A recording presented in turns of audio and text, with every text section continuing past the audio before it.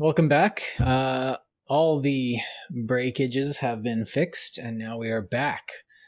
You got pussy trouble. Yeah, my cat was being, well, living in accordance with his nature and just being a general nuisance. But we love him. So in our last segment, if you have taken a couple hours or a couple days between parts, we talked about how our words have meaning and how we have to negotiate through the meanings that individuals, groups, societies, we all give to words, and how it's not as easy as it seems, and it's definitely as easy as it feels, hard as it feels.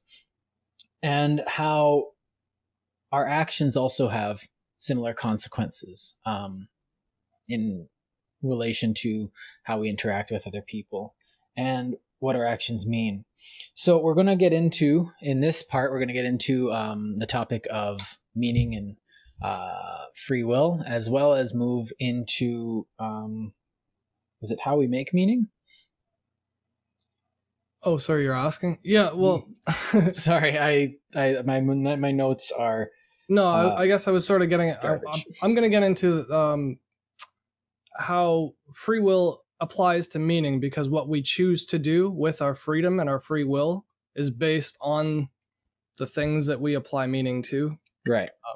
Ideally, most people do things that they don't find meaningful just because it's comfortable or pleasurable, and we all have leisure. That's the sort of the point of having fun. But, okay, so before we start, I know you're ready to go and you're chomping at the bit. Yeah. I want to define one term. Free will. What are we talking about when we say free will? Because like a lot of people are like, the ability to do whatever I want whenever I want. I should be able to crush cinder blocks in my head. Well, that's sort of a discussion of its own, because then you're saying like should is how we should apply free will. So it's more of that's more of a discussion of like metaphysics. Or religion or something like that. So I'm talking about volition, the things we choose to do, just the very basic. When we talk about free will, lifting my hand because I chose to lift my hand, whether you agree with it or not, whether it's deterministic or not, whether my molecules and atoms and the structure of the universe meant that at that point in time I was going to do it no matter what, irrelevant to the discussion. All we're talking about is volition and choice. Okay. So I think that's actually a good baseline for that, because we're not going to be talking about like, what does it mean to choose? Oh, not today, but we will get there. That's on my list. It's probably simpler. It sounds like all those deep questions that really just irk me, because it's just like, well, you that one over that one. Done. Let's move on. You haven't heard good arguments, though. No, I've heard good arguments. I've just heard a lot of bad ones. Yeah, that's it. It's tainted. The subject is taint. Yeah. Don't let university get in the way of your education, folks. Yes, Mark Twain. Giver.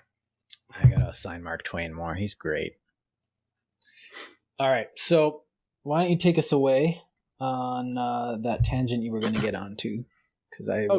So starting off, we went from words and we talked about insult and injury and things like that, and then we went on to actions and how our actions have implied consequences, but they're also derived from our belief systems and the structures of our core ideals, our interpretations of the world, and all that kind of fancy stuff. So our actions and our words are influenced heavily by the background from which they were drawn.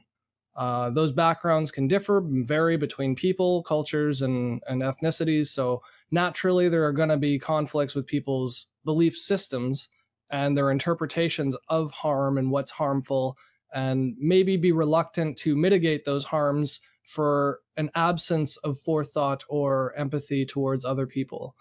Sometimes other people are going overboard in considering that they think that their own core beliefs are sufficient to impose restrictions on other people's rights just because of their own personal core beliefs. And I'm saying that too is wrong. As all things, we need moderation. So there's a balance to be found between both people, both the loudmouth assholes like me and the really soft-hearted, kind, dear people who are easily hurt. Both sides need to find a middle ground. And communication, the overarching theme to this whole discussion is that communication is the key to that. The key to finding the most balance between peoples and between ideologies, and to cause the least amount of harm when we go about our day-to-day lives, to others in the world around us is to be able to have conversations, and restricting speech or censorship itself is not conducive to that. It's more of an agonist. It makes the problem worse. Not only does it not fix it, but it actually gets worse. So stemming from that, free will and the freedom of choice and exercising that free will comes into play, because there are always going to be situations and people who believe that their own core beliefs are enough for them to not be restricted or limited in their expression of those said core beliefs. So things like our dreams and goals and what we want to do with our lives and how we go about helping others and the goodness that we project into the world, bless you, the goodness that we project into the world, those types of things are choice. We choose what's most meaningful and easiest for us oftentimes to apply in our daily lives in order to achieve or maximize the potential of achieving our said goals.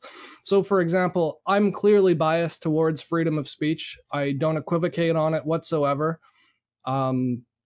Part of that's because I used to listen to rap music starting way back in the 90s. And in that time, people were trying to sue rappers for the words that they say in songs. You can't have rap without freedom of speech. Yeah. And basically back then, rap was mostly about freedom of speech and racism, because those were the two biggest issues that surrounded the culture of hip hop in general. Yeah. Looking at you, NWA.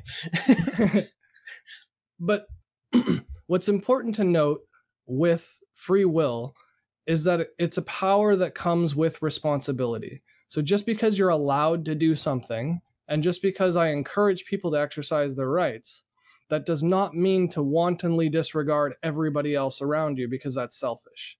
And selfishness is not virtuous. Well, this is a really good point, and I feel like a lot of people are actually making this point lately, and it's almost this new point that we seem to be rediscovering. Because the obverse of it is that you have responsibility with your freedom of speech, because when you're irresponsible with it, you're hurting yourself. You have the freedom to completely screw up your life. And like I could go and I have economic freedom, more or less, in our country. So what I could do with that freedom is I could go up to random people and just give away all my stuff. That wouldn't be very responsible use of my economic freedom. I could also just go up to a police officer and say, I could lie with my freedom of speech and end up getting beaten and shot and put away forever. It's not a very good use of my freedom. So I have to be a little wise. And to put it like that, I know it's a very crass way of putting it, but I think it illustrates the point, where it's not about like, well, can people be trusted to not say this word or make fun of these people? It's like, a lot of people can, but a lot of it's like, oh man, enlightened self-interest, I would say, maybe. So, and it would be because it's you in your own interest to be good to people. Yeah. And you want to live in a world where everybody's good to each other, because that makes your world better. Your life experience is better when people are good to each other. So game theory suggests that we should all try to work together toward that same goal, because that's the only way that we maximize our potential outcomes. But game theory also suggests that as soon as there is one person who decides, like the prisoner's dilemma, as soon as one person decides that they want to get more gain out of a situation than others are allowed to have themselves, and when that gain is mutually exclusive to the gain of others, then you have conflicts that are entirely preventable. And the way to prevent that is through the acknowledgement of people's belief systems being different, and describing and discussing those belief systems, not to change them entirely, but to gain perspective and point of view from both sides, not just for those two people, but everybody around them. We can all learn by consequence and proximity to these types of conflicts, should we choose to investigate them or actually ruminate. And one of the big problems we have with stifling speech, whether it's in the workplace or in schools where they cancel guest speakers because they don't like the content, or if you want to cancel a white Nazi or white supremacist rally, I understand you should go protest against the protesters, But one of the things you should do is let them speak, because it's just like, no, go ahead. Say what you want to say. No, I'm not going to stop you. Say everything you want to say. In fact, I will help you record it and disseminate it. Yeah. Go on. I'll encourage you because like, but what you why don't would you want to stop do, though, that? is tell them they can't have a rally, because that means that they can tell you can't have a rally. And then everybody loses their freedom over nothing. Like over an idea so stupid that you could counter it with a single argument. There's no scientific data to prove that. That's your argument. It's not like saying 1 + 1, because the meaning of 1 + 1, when I mention it to you in conversation, how many nights did you stay at the hotel? Well, I stayed there yesterday and the day after. 1 + 1 in words is a priori always true. 2. It's always actually it equals 24 hours. But the thing is, there are some things that you can say that are verifiably, provably true or false. And those things that you can go out, and I would say, and this is just my belief and opinion, that those things you could tell people they're not allowed to say when the case is that it's proven true, that thing is harmful to people. Well, I could say 2 + 2 is 5 in the context of this situation. But if I publish it as a paper in a mathematical journal saying, actually 2 + 2 = 5, then everyone's going to be like, no. Well, 2 + 2 does actually equal 5 if you consider infinite values of 2. So if you take 2.99999 equivalent to of the saying infinite, actually, it does technically equal 5. But again, there's a mathematical proof for it. Yeah. But within the context of utility and for the purposes of our discussion, if you're saying something can't be said, I would say that you have to be able to prove that thing can't be true, and then you still have to let them say it, but you have to give the caveat that here's where you find the proof that it's wrong. Well, and this is where it comes in, where we don't know what's true. We're stupid, all of us. We're all equally stupid.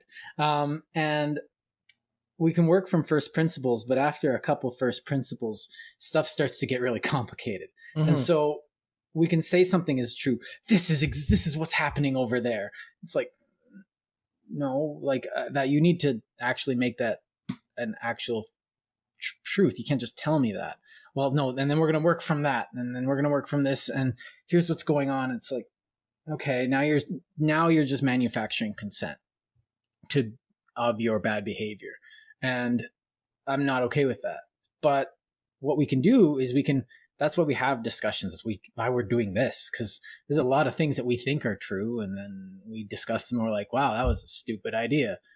Seemed true. And that's what happens, is that I see this a lot, is that if there's sometimes when you feel something's true, and that feels really good. Oh, I'm so smart. I feel like this is true. This is, it makes sense. It makes sense, but makes sense doesn't mean it's true. Makes sense means feels good. Yeah, there are a lot of things in nature that don't make sense that are true. Like the Heisenberg uncertainty principle, or like the Pauli exclusion principle, or, like the rate of fall off of gravitational forces is every little fact that has been gathered. Yeah, every little fact that you see on the internet has been gathered from science that's weird. Those are things that don't really quite make sense, but are true. The platypus doesn't make sense, but it's true. Yeah. But there are a lot of things like that. And in language, even though we can say and believe that things are wrong, like white supremacy, I say and believe that it's wrong, and my only evidence is a lack of evidence. So I have to admit that I can't possibly know it factually. Oh. I have to allow somebody to give me their best argument and discuss it with them. Can I make an argument then? Absolutely. I can make a truthful argument. We have had a test case of white supremacy, and it worked so poorly that we had to put it down with a new world war. But that's an anecdote, because it's one situation. Okay. Proof is something that's universally absolute. Well, it's absolute that the Second World War happened and that the Nazi regime was falling apart. But that's true. A lot of people try and tell you that the Nazi regime was this authoritarian thing that was actually had a lot of good stuff and associate with it. Please read the Third Reich trilogy by Richard J. Evans. It will show you how much of an absolute cluster the entire Third Reich was, and how it didn't work at all. So because when you base something on untruths, not just an untruth of white supremacy, when you base it on any untruth, well, you're coming up against reality. And I think when you act upon an untruth, bad things happen. But what I'm trying to say is that they should be allowed to speak no matter how vehemently I disagree with them. Yes. Whereas promoting the same type of, we talked about this in another episode, where if you give an equal platform to a really small group of loud people, it gives the public perception that they have a valid or an equally valid argument to the other side, which is overwhelming evidence, and all of the world's scholars agree. We get like climate change, or the Bolsheviks and the Mensheviks. You get one party calling themselves the majority party, literally, and the other one calling them themselves the minority party. Yeah, and it's like wait, like Taiwan claiming they're China, so they can't satisfy all these border claims because they don't have control of China. But now, if they say they're better China, I'll agree with them. But but I guess what's important about it, though, is that to restrict or limit free will because of the damage it causes more damage than the damage it causes. That's sort of what I'm getting at. And by free will, once again, we're just talking about what we choose to say, how we choose to dress, how we express ourselves by choice, which may inadvertently affect other people negatively. But that also discounts the positive things that free will does, because when you know that somebody doesn't have to give their money to you when you're hungry and they do it anyway, it's much more meaningful to us. The gesture of generosity means something to us a lot more when it's voluntary. Whereas if you went around door to door with a gun in your hand, said, feed the poor, you could do it and you'd be feeding people. But it's like the Hare Krishnas when they used to give you a flower and say, bless you. And then they'd be like, now donate. They'd wait till they would guilt you, which is not a very charitable thing to do it out of guilt. But one could argue that, there's no free will. So take something like what I'm wearing right now. I'm wearing a collar because I think I look quite dashing in it. I decided to wear this. Yeah, thanks. I try out of my own free will. But this is something that's important for the conversation, actually, is because I tried out of my free will to look presentable. Now you say that, oh no, you didn't have free will. You chose that because you didn't have any options, and that would have been the one you chose anyway, because we don't actually have free will, because your choices are purely informed by the knowledge structures in society, and therefore because you're white and male, you would have chosen that one because it emphasizes the power in your that you're expressing over the conversation. But in reality, I really like the way this one fits, and I think it complements, the whole thing here. And that's I like it. And yes, as a society, we do have very arbitrary fashion things. A collar is kind of there as a way, it evolved from things that, warm up the neck when we didn't have heating. And they hold fat in. Yeah, it holds, and you see the neck, and it emphasizes the face, and it brings it away from some certain curves that may not actually be there. And it slowly evolved into what we have here, a collared shirt, period. Buttons are a very simple way of getting something on and off. We could use zippers, but historically we have this. So everything's historically informed, as you said in the very beginning of this. And so I would argue that whether or not we do actually have free will doesn't matter. We have to actually act as if we have free will, because as far as we're concerned, we still have to make the decisions, as it seems. We can't just go with the flow and just, But choosing to go with the flow is a choice. That's the thing. So if you were making your own clothes, you probably wouldn't have made a collared shirt.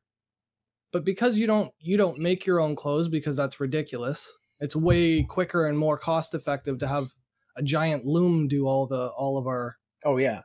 Although it is gratifying to make something yourself, but you're not. It's a project where the journey is the goal, not. But you wouldn't have been the person to invent the collar. Chances are you might have been. I can't say that for certain, but chances are you wouldn't have been the first person ever to invent a collar if it was the norm for everybody to make their own clothes. So part of it comes down to access and proximity, like we were talking about before. Right.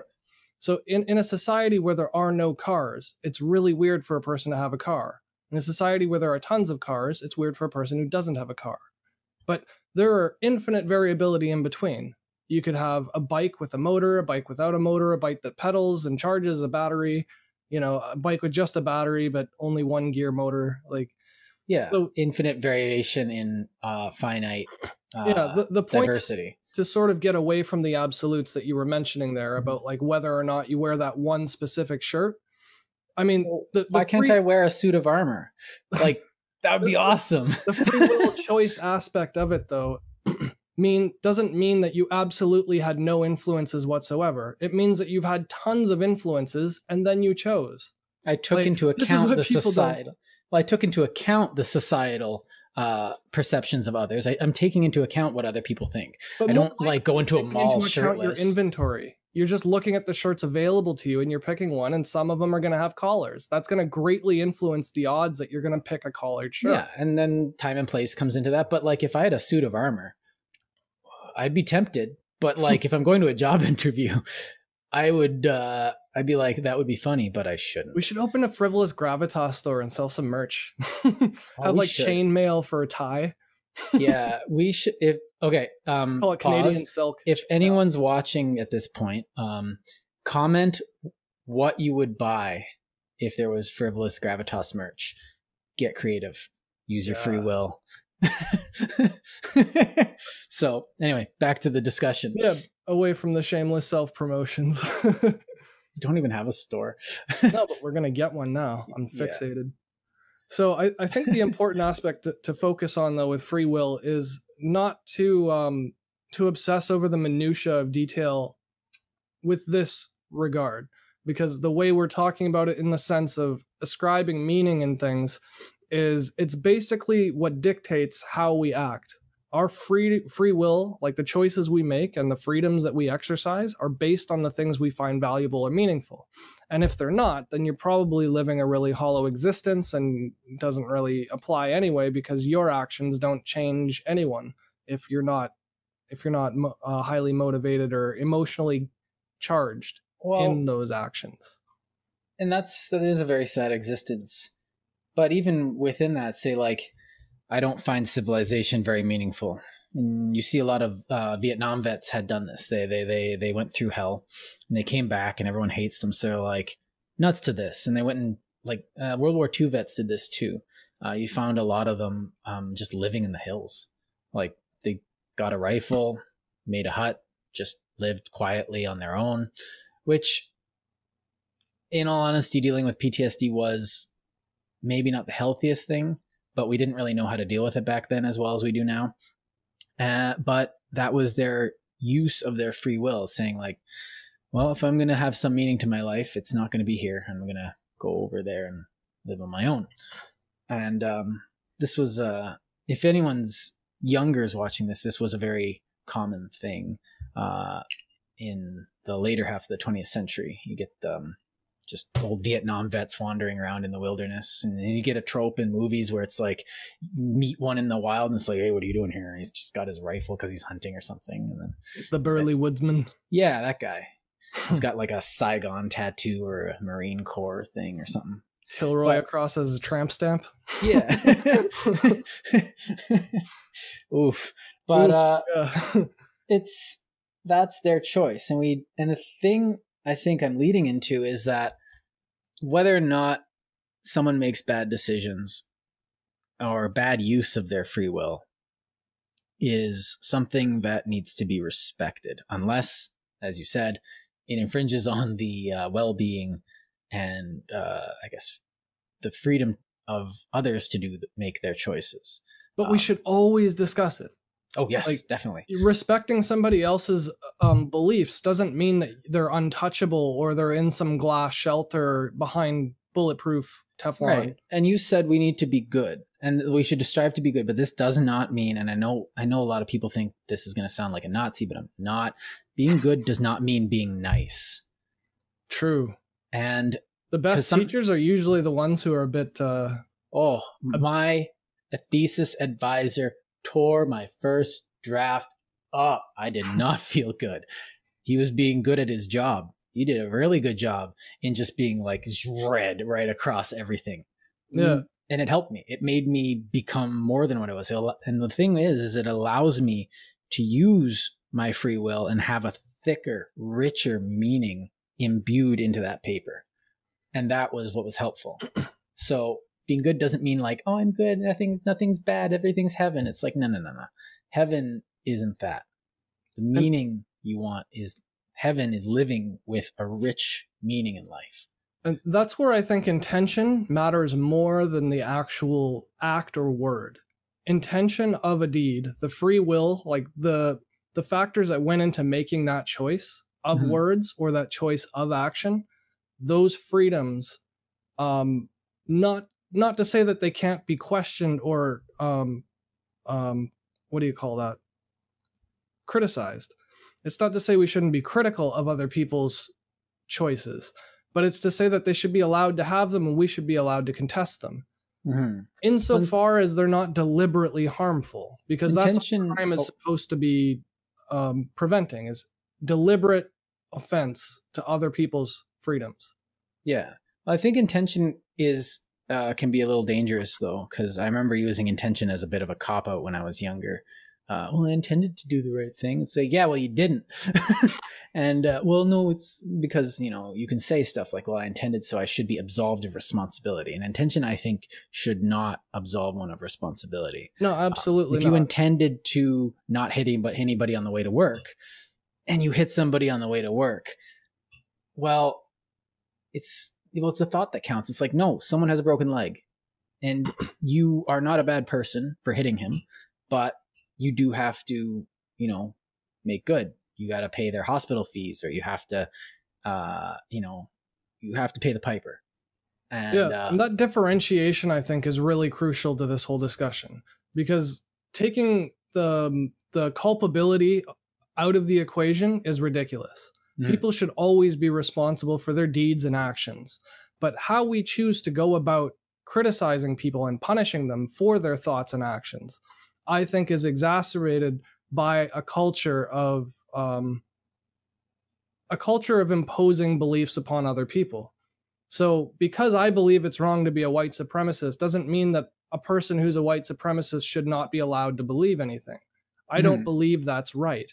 There's a lesser evil to attack, and that's the idea. But the greater evil would be to attack personal sovereignty, because that affects everybody more broadly. So the question shouldn't be whether or not a person's intent matters in the punishment, but it should dictate the severity of the punishment. If somebody commits a murder out of a fit of passion, or by accident as a car crash, even if they were driving drunk or something, it's totally different from strangling the life out of somebody and accidentally hitting them. Yeah, they have one of those like walls, those creepy walls with all like the pictures and the plans on them with like thumbtacks. It's like, that sounds a bit premeditated, buddy. Right. It's different than I hit him with my car on my way to work. I'm so sorry. It's like, well, you are going to jail, but. And we recognize this in law because it's so common sense by now. For hundreds of years, we've known this, that intent matters. If somebody goes out to deliberately harm somebody else or restrict their rights and freedoms, and another person does it obviously by accident, only when it's obvious, there's a difference in the way it's received by the other person as well. If you get your leg broken by somebody who accidentally hit you versus somebody who hit you as a drunk driver versus somebody who hit you because you're gay, those are three completely separate situations. And I agree that there should be a classification for hate crimes because they're abhorrent and we really want to stop racism. But to make a classification of a hate crime apply to things as innocuous as words, suddenly you're creating a huge problem out of something that was, I don't want to say minor to minimize the effects that it has on people, but I say minor in the harm that it literally causes. So it's much more minor to be insulted than it is to be assaulted. And it's much more minor to be assaulted than it is to be murdered. Yeah. So you can't equate assault to murder because one has to be worse than the other in every situation. And assault is always going to be worse than insult in every situation, no matter how egregious on the one hand the verbal assault is, and no matter how supine the physical assault is, the physical assault is always going to be worse. And it should be, because that makes sense. And that makes sense to us culturally, and that's my belief and opinion. But that's what we should be open to discussing, is the belief and the opinion behind our response and reaction to these types of offenses, as opposed to, strictly speaking, looking at the assault or offense itself and then just coming up with some arbitrary punishment every single case that comes by, because that's not practical. Well, the whole point of our civilization in democratic civilization is freedom from arbitrary power and freedom from arbitrary authority and the equality of all people. So it's like, well, we're doing this in the name of justice and racial justice. It's like, cool motive, still arbitrary authority. Yeah, it's like murdering people in the name of freedom when you go off and start a war to liberate people who didn't ask for it. You know what I mean? It's like you're taking lives. That's worse than somebody enslaved. And these people aren't technically enslaved. They're just oppressed. Yeah. So, it's like, which is why like the Americans they didn't start with killing people. They started by throwing tea into this ocean and then they got shot at and they're like, well, I guess this is worth fighting for. Yeah. But we didn't want to start with murder. We asked them politely a whole bunch of times, and then we stopped asking them politely. And, well, now they're asking us politely to stop with their guns. So, and it's... But we do this everywhere in the world, and that's sort of what I want to get to with the life thing. Moving on from free will, talking about meaning in life. Mm-hmm. But from free will, as we prescribe meanings based on our beliefs, which are unproven, some beliefs are provable, but most of what we're talking about today is that gray area in between, because the provable stuff is just obvious. You just have a proof and there it is. So what we're only... proof is just, it's worked so far. Yeah. So what I'm talking about right now is the gray area of free will. And when people impose that free will upon other people, they create a greater evil than the one, or a greater harm. I don't want to say evil, but they're creating a greater harm than the one they're supposedly trying to abolish with their actions. So Bill C-16 is an example of this, where they're so against racism that they want to criminalize speech that even gets interpreted as racism as racist. And then they want to exaggerate that crime. And I don't say exaggerate to say that they're just blowing it out of proportion. I mean, literally, they're trying to make that same crime worse. They're trying to exaggerate a crime by calling it a hate crime. Yeah. And in really clear, obvious situations, I get it. But that doesn't mean that it's okay. Just understanding where people are coming from, thinking that their intentions matter to abolish racism, doesn't fix the problem that they're causing by trying to abolish it with a bad solution. What we need are thoughtful solutions. And so, insofar as free will is concerned, when you're taking it upon yourself to impose your beliefs on other people, you better be damn sure that those other people not only agree with you, but they welcome it. It is an act of oppression, even if you think you're right, because everybody who oppresses other people thinks they're right. I don't care what you think about Mao Zedong. Mao Zedong thought he was doing the best thing for Chinese people. Like, Stalin thought he was doing the best thing for the Italian people. And Russian. It's because of that difference in ideological opinion, it's because of that we have to give enough respect to other beliefs to hear them out and discuss them. You can't just flat out say they're wrong for unprovable things like human interactions or whether or not a war is morally superior or not. Those are all conjectures based on personal opinion. Mm-hmm. And I'll agree with some and disagree with others like strongly, and I'll have really good reasons for it, but that's no excuse to impose my will on other people. Right. So from life, that gets us to meaning in life. And we're not going to have enough time, obviously, in this episode. We'll have to devote a whole nother episode just to the meaning of life. But I want to touch on it quickly and briefly. It's not 42. It's blueberry muffins. It's 41.99999. We're going to have a problem. We derive meaning from life based on the things we choose to do with our lives. Based on how we interact with people, the concessions we make during those interactions. And a big part of how we exercise our free will comes down to the endpoint that we want to see in our life, the type of person we want to eventually be. If you're already the person that you want to be, you have very low bar or low standards. That or you're already enlightened, in which case you wouldn't be allowed to admit it because a sage doesn't call himself a sage. Yeah. So So I don't like speaking good about myself because it makes me think I'm pretending to be a sage, which is a catch-22, which means I'm not one. But then the thought of it is wisdom. But then if I admit it's wisdom, I'm an idiot. It's best just to be who I am. That's one of those funny, jolly things. Sorry, that's one of those funny, jolly things about Buddhism, because the Buddha was enlightened, which means that his flame was extinguished, but then had the desire to help other people. That desire means that he's not a bodhisattva. So, like, but it was an intentional contradiction. Story he was holding on in order to let the light of enlightenment enrich the world, and then he stayed for a while, and then was just like, "That's enough," and then he just nirvana'd. Yeah, that in order to, that's a desire. So like it's contrary to the entire ethos of his. He would have had to give that up in order to just move on. Yeah. But it's intentional. The contradiction's intentional. Just like God becoming a human through Jesus, or the Prophet Muhammad being a warmonger, to put it lightly. It's the juxtapositions that make arts and language and intricacies and relationships and all these really deep questions and meaningful things in life, because they're not knowably true or false. They have to be discovered and sort of woven together through experience and time and deliberate. The book, actually, it's interesting that you bring up Buddhism, because Hermann Hesse wrote on this in his book Siddhartha, where Siddhartha is going around and he actually meets the Buddha, and he says, "That's really neat of you to be all enlightened like that." And he kind of listens to him. It's like, that's his enlightenment, not mine. And he has to go away, but his little sidekick, his Indian Sancho Panza, decides, you know what, this guy's really smart, I'm gonna hang out with him. And Siddhartha's like, go with God or whatever. And all power, more power to you. You do what you do. I'm going to go off and find my enlightenment, because I now know, after meeting the Buddha, that it has to be my meaning that enlightens me. And then he goes off and experiences life. He hangs out in a whorehouse. He just fishes for a while.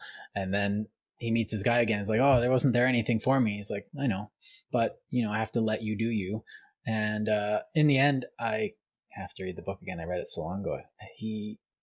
The conclusion is that wisdom and enlightenment have to be your own. And this, with regard to meaning, I'm using a lot of synonyms here, might as well, is that there isn't a meaning. And it's like, okay, God said this and God said that, but there's nothing like, can you point to the Bible and say where God said, "Yo, here's the point of it"? And like, "Oh, well, the point is to love Jesus." No, that's a means to an end. The end is heaven. But then you ask, okay, what is heaven? Oh, heaven is this and that and the other. Okay, why do you get to go to heaven? Well, because I lived a meaningful life. Well, it's getting circular here. So there must be more to it. And the Bible even forces you to sit down and think about your life and what's important about it. And they ask, like, the best thing that they ask is, what would Jesus do? If I was Jesus, what would I do? If I was Buddha, what would I do? And then you come to these questions, and you have to find that meaning is requisite on the context of your own existence, which sounds really high-minded, but it's essentially what you just said in more matter-of-fact words. Yeah. A friend of mine recently brought up a funny passage from the Bible that I never really put two and two together on this one before. Matthew 6, I'm just going to read a quick blurb here. "Be careful not to practice your righteousness in front of others to be seen by them. If you do, you will have no reward from your Father in heaven." This quote is immediately preceding the Lord's Prayer, which every Christian church recites verbatim, and every like publicly together, everybody speaks so everybody can hear everybody else memorize and speak it. Oh, you're and right, it's just hilarious because it's within the same, not even the same book, but like the chapter right after is the Lord's Prayer. The reason why I find it funny, though, is because not just Christians, but people of all faith and religions, they feel this compulsive need to want to save others. And I get that it's very emotional and meaningfully deep to them, but they need to acknowledge that it's not meaningful to other people. And other people need to acknowledge how meaningful it is to a religious person. So we both need to find some middle ground or common ground, because one is not more right than the other. There's no way of knowably saying one thing is truer than the other. This spectrum just doesn't work like that. In some regards and in some cases, it is more altruistic to try and save other people's souls than to help them in the immediate realm. So the intent is technically pure, but is a pure intention overcompensating a matter-of-fact deed, or like a material reality change, or words that you say? Do those things express just perturbations in sound waves? Or are those words physically, is a stereo speaker so loud that it's knocking you over? There's a physical attachment to words, but that's so rare that that's technically ever the case that it applies. It's almost always the case that it's the other side where it's a variation of belief systems. Yeah. So this is an interesting passage, and you got my brain ticking, because in Hinduism and in the I guess samsaric religions, virtue needs to be, and it's the exact opposite of this. So it says later on, Matthew 6:3, which you quoted, Matthew 6:1, but when you give to the needy, do not let your left hand know what your right is doing. So this sounds so cool, by the way, but quoting the Bible. I love reading the Bible. It's always kind of cool. Shout out to Brian for pointing that one out. I haven't seen him in a while, but the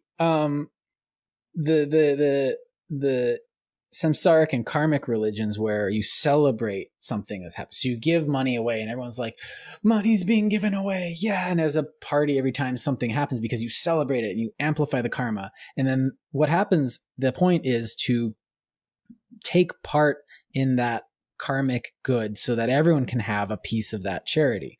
So, be charitable so that everyone else can be charitable. But then what happens is it goes back to intention.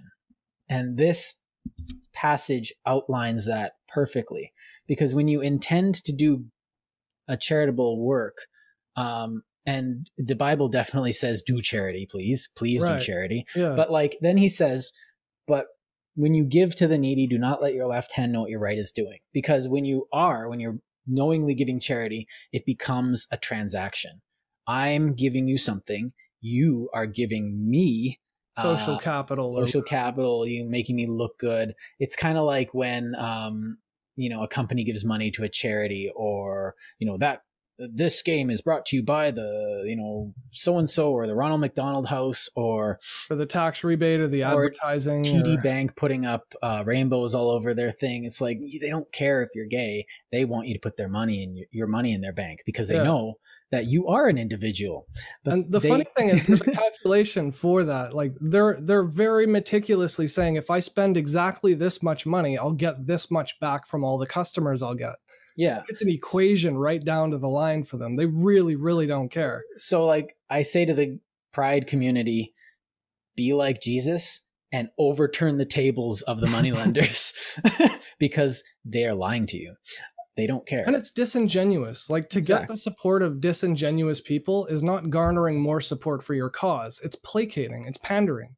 What they're doing is condescending and patronizing you as a person and an individual. For everything you believe in and hold dear, they're patronizing you for money, for your patronage.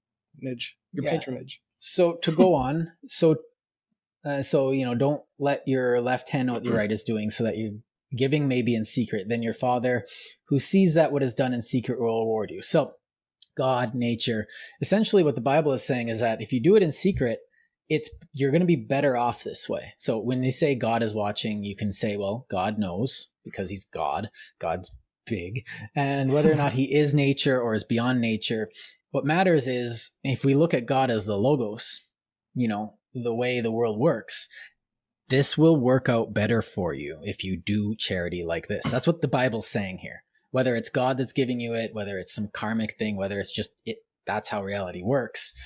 The Logos is, and this is really interesting. So your meaning, I think what he's also saying is that you're selling your meaning cheap. Mm-hmm. If your meaning is just because we all believe that people shouldn't suffer. You know, there's that one jerk who doesn't, but we're going to ignore him for once.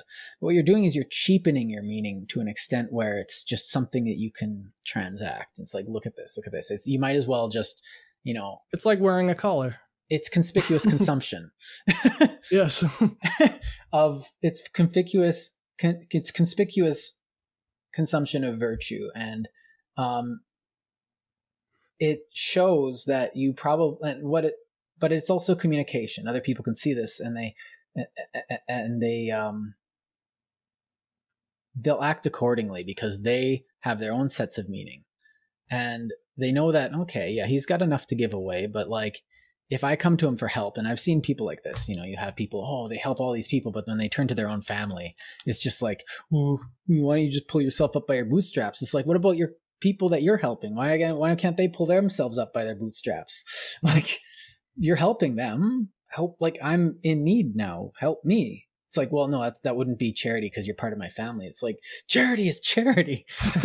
Like, sorry. I don't like. And the thing is that I rarely ask for help unless I absolutely need it and it hurts me to ask for help. It's an act of. I find it meaningful to be self-sufficient. So it's an act of. And I'll ask someone who I know won't make a big deal of it because I need that help. I don't need, you know, a celebration of virtue. I need someone to take me to the hospital. Mm-hmm. And so, and then I'll thank them. You were like that a lot when we first met too. Like when I was sick and we were in school, you would give me a ride home and you'd never ask for anything in return. And you never questioned whether or not I had to ask for help because sometimes I couldn't take a bus. Yeah. I'd be stranded otherwise, right? I remember giving block rides home too. I hated that guy, but it just was like, whatever, it's on the way, so might as well do it. But the thing is, in your character, in the way that you want to be and in the type of society you want to live in, you want everybody to do that type of thing. Whenever somebody needs it, they ask, and when they don't, they don't. But there are still going to be people that just ask because they want free shit. Mm-hmm. And you know what? That's fine. They're allowed to ask. But it says something about the strength of their character when me is all they consider. They don't consider your loss in order for them to have a gain. Right. Every time you give something to another person, you have to lose something, and that's a provable truth. You have to subtract in order to give. But go on. Sorry, what I wanted to just... Well, what you said, the word me, and that really unlocked something that really put a couple things together in my head, because I was just thinking that I could do something that wouldn't hurt me or wouldn't put me too far out, and it would, it would make me feel good. But like, I'm helping, and but it was a big deal to me. Yeah. That's the thing. And a lot of people who do these things selfishly, their locus of meaning, the place that they put their meaning is in the self. And okay, this sounds like all like, locate yourself outside yourself. But but the problem is, and we talked about this when I was going on and on about Alan Watts, is that you are not just yourself. You are you yes, you are just you, as far as we can tell. I'm just this body, and everything else is just something else. But I'm a body that thinks within the construct of everyone else in relation to all the other bodies. I'm part of a construct. I'm part of a web. I'm a node in a network that I can locate that, but I can locate the meaning as part of the network, or I can locate the meaning as the node in the network. And there's, I think, the crucial difference that we can get to from this passage here. It's that geocentrism coming back into our politosphere. Yeah. And, but like go on. Sorry, I just want to make a note. Like, I didn't want to quote the Bible just to piss on religion. I am very, very much in favor of all religions and as many of them as possible, because I think it enriches the spirit of humanity. Every one of them got something right.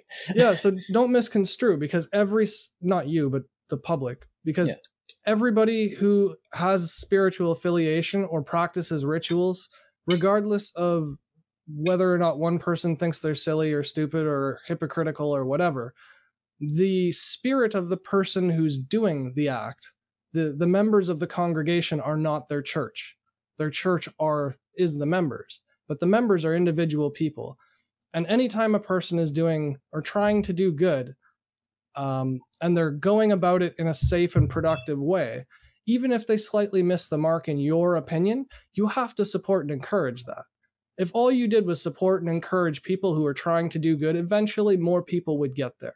Mm-hmm. But as soon as you start pissing on people's faith or belief systems, or for them being wrong or silly or stupid, what you're doing is discouraging those people from trying to better themselves in a way that wasn't harming anybody, and in a way that promoted community and, helped the downtrodden and gave upliftment and support to single mothers. And you know what I mean? All the good gets discounted when you rub somebody's opinions and beliefs off because your opinions and beliefs are starkly different. And I just want to make a really stern point that I support all religions and all the nonsense I find in them, because there's nonsense in everything I believe too. And it's through our community's nonsense that we are human as a species together, as you were saying. What you're saying sounds a lot like do unto others. It's a golden rule, which shows up in a lot of religions. You can find it in a lot. Some make it the core, some have it on the side, but, why would you do this? Well, I wouldn't want it done to me. That's a good point. And this has been around for a very, very, very long time. And I think if you have a sense of self, you can understand the meaning that you place on yourself. But then if you understand yourself as a point of meaning, then I keep bringing this back to meaning. I don't have to, but I'm trying to. No, you should. And you're helping. So if I see myself as a factor that I have to take into account when I'm building my meaning of my life and life in general, then what I can do with that piece that I've constructed in my head is I can apply that same principle to other people, regardless of anything. And this we just call empathy, and everyone can do it. Some more than others, but not all of us are created equal, and that's okay. And we have to empathize with those that that's exactly right. And that's part of charity too. But those that do not, and I'm really afraid of these people, in all honesty. Like I'm actually, I fear them quite a bit, and I'm trying not to act on that fear. And I am holding out hope, but the people that do not and deny that sense of self seem to have a rough time with that empathy, and it becomes a lot easier to say, well, do unto others. It's like, yeah, well, I don't care about them. It's like, well, what about you? Well, I'm just a cog in the machine, and my life doesn't matter in relation to the cause. I'm just like, oh no, please don't. And the meaning gets wrapped up not in the self, and this is kind of, you need individualism to have freedom, because the individuals can act with charity towards one another, blah blah blah. But when you deny the self, then you can't have do unto others, and then you can ascribe yourself to some horrific monstrosity of a philosophy that does not take part in some form of, let's try and get this thing to work.